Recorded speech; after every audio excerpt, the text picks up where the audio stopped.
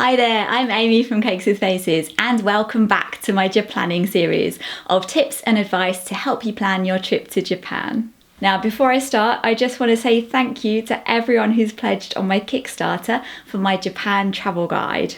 If you'd like a copy, it's running until the 2nd of April, the link's in the description. Now today is all about Kyoto. I'm going to talk you through my itinerary, what I did, what the highlights were, and what I'd do differently if I went back. And then at the end I've got some tips about where to stay and how to get around. There's videos about quite a few of the places I'm going to mention on my channel. They're all together in a playlist, and there's new Japan videos every Thursday if you want to subscribe. So Kyoto is the old capital of Japan. It's known for being historic with lots of temples and shrines. I think it's worth mentioning that the whole city isn't old. It is very much a modern place where people live and go to work, but there are pockets of beautiful historic streets. Kyoto is part of the Golden Route, which is the most popular itinerary for people who are travelling around Japan. It's kind of like the greatest hits of Japan. It includes Tokyo, Kyoto and Osaka, and sometimes also Hakone for hot springs and Mount Fuji. What this means is lots of people go to Kyoto. It's a really popular destination, so it has become pretty crowded, and sometimes that can detract a bit from the things you want to see. So if you're expecting a profound experience in the ancient Japanese temples and Zen gardens, in reality you might be surrounded by crowds. It's worth bearing in mind that if historic Japan is what you want to see, Kyoto's not the only place you can see it. There's lots of historic places around the country that are less popular and therefore less crowded, so they might offer you a more unique experience. There's several places that have become known as Little Kyoto, like Kanazawa. You can look them up online. What Kyoto does have to offer is a lot of major temples and shrines and interesting places all together in one city. So while you can see this sort of thing elsewhere, you might not see so much of it all in one place. So on to my itinerary. I spent 4 nights in Kyoto, so that was 3 full days and then the morning before I got the train on to Tokyo. And you could easily spend longer. There were loads of things I didn't do. And I spent one of those days out on a day trip. There's other day trips you could do as well, including Osaka, which is actually really close. It's only half an hour on the regular train or 15 minutes on the bullet train.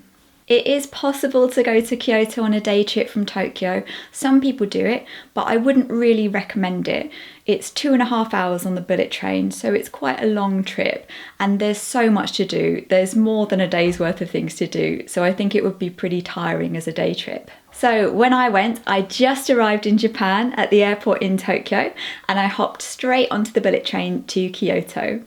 I had wondered beforehand if that was going to be a good idea, but it was fine, everything went okay. I'd landed quite late in the day, so it was dark, and then we got to Kyoto in the evening.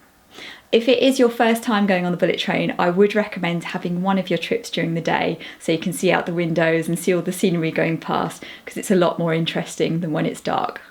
The next morning we walked from our hotel, which was by Kyoto Station, across the river to the southern Higashiyama area, which is where a lot of the main sites are. It was the start of October and it was so warm. It was just like summer in the UK. It was also raining, so it was really humid, so we stopped for kakigori, shaved ice, which was just the perfect thing to cool down. And we were right by one of the main temples, Kiyomizudera. We didn't pay to go inside, but we walked around the outside part and onto the platform where you get a view over all the trees and the mountains and a pagoda. From there we walked around some of the old streets, which had a lot of sort of touristy souvenir shops. I'd made a note of a few places to hit on our route, including Sannenzaka and Ninnenzaka, which are 2 old sloping streets which are known for being really picturesque. It was so busy, there were people everywhere, and it did make it a bit difficult to enjoy. But actually, once we'd walked away from the famous streets into the back streets, it was a bit quieter and much calmer and easier to enjoy.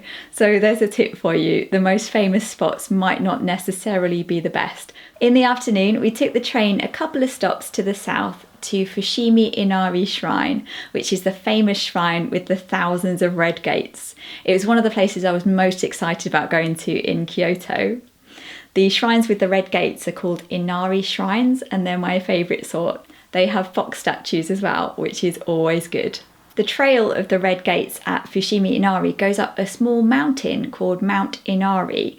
Now, I hadn't realised before we went that it would be such a hike. It was a lot longer than I expected. Maybe it was the humidity, but it was actually a bit of a workout. But it was worth it. I loved walking through all the red gates. They really stand out against all the greenery all around you. And then once you get to the top, there's a really good view of the city. At the bottom, it's really crowded. You'll probably find you're walking along in a queue of people, but most people don't make it past the first couple of sections. They'll turn around and go back. So if you carry on a bit further up the mountain, you might even find you've got the whole place to yourself in some sections. So you can really enjoy it, take your pictures, and it's definitely worth climbing that bit further up. Overall, Fushimi Inari was the highlight of my time in Kyoto. I definitely recommend it. We hung around till it got dark, and then it was a lot quieter and even more atmospheric. It's said to be haunted, and it did have kind of a spooky atmosphere in the dark. I don't know if it's true, but someone told me there can be wild boar at night time, which can be dangerous, so if you go at night, just watch out for that. We had dinner back at Kyoto Station, which is an amazing building inside. There's a whole floor of ramen restaurants, and surprisingly, one of them had a vegetarian option, which is quite rare in Japan. The next day, I went on a day trip to Hiroshima and Miyajima. It's about 2 hours on the bullet train, so it's quite a long trip, but it was worth it. We saw the famous atomic bomb dome, the Peace Park and museum, and all the origami cranes. The museum is excellent. All the descriptions are in English, so everyone can understand it. Well, obviously, I wouldn't say it's a fun place to visit. It is quite hard-hitting, and it's a really good museum. And I think it's important that everyone should learn about and remember what happened. There is more to do in Hiroshima. Even just from the short time I spent there, it seemed like a really lovely city. I was just there for the morning, and then in the afternoon we went on to Miyajima, which is about half an hour on the train. You can also get a boat there as well. Miyajima is one of the most beautiful places I've been.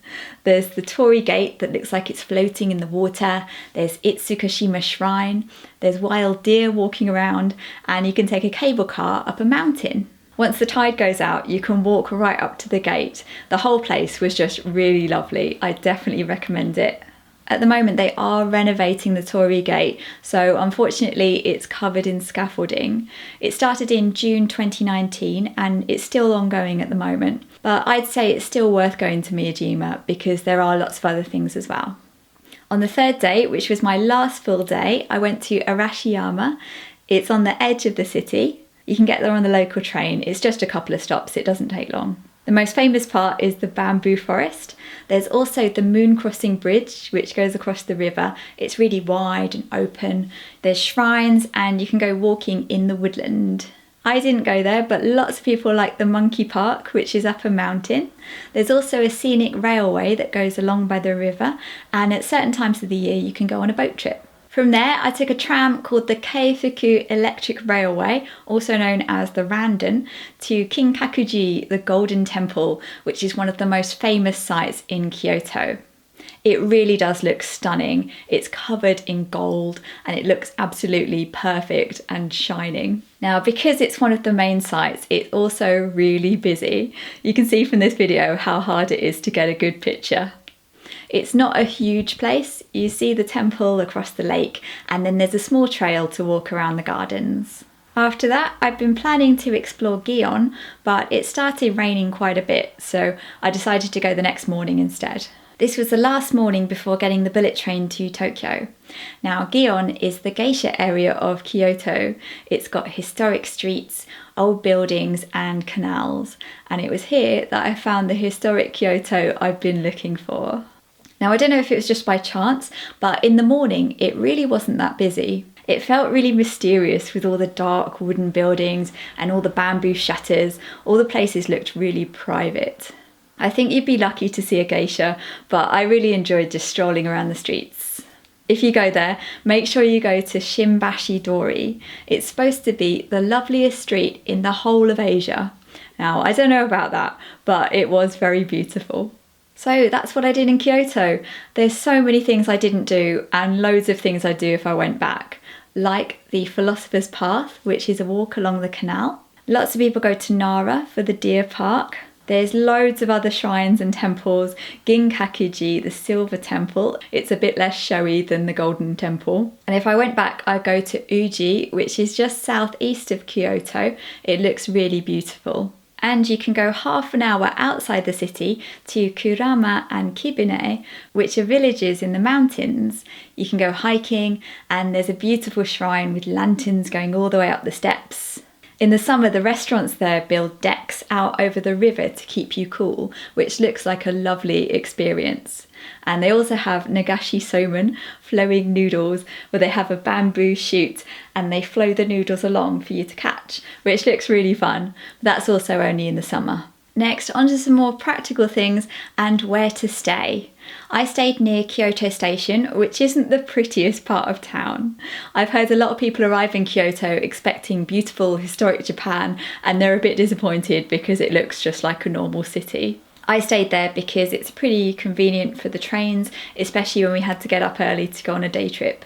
If you want to stay closer to the main sites, stay in the Gion or Higashiyama area, and from there you can walk to the main city centre downtown area too. You can walk there from the station. It's not a short walk, but if, like me, you don't mind walking and walk 10 miles a day when you're on a trip, it is doable. You can walk part of the way along by the river, which is a nice place to stop and have lunch. Next, how to get around. Kyoto is 2.5 hours from Tokyo on the bullet train, the Shinkansen.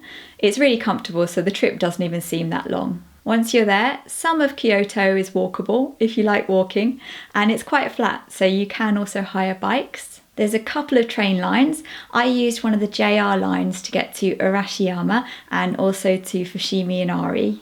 You can use your JR pass for the JR lines, and for the subway and the other train lines, you can use your Suica card from Tokyo or any other IC card if you have one. Most people get around by bus. I didn't use the buses. I'm not a big fan of them. I always feel like you don't really know where you are when you're on them. But there were times when it would have made things a bit easier. Like on the way back from Kinkakuji, we ended up walking quite a long way in the rain to get to the station. Kinkakuji, the Golden Temple, is the only place that's a bit tricky to get to. It's on the northwest edge and it's not very close to other things.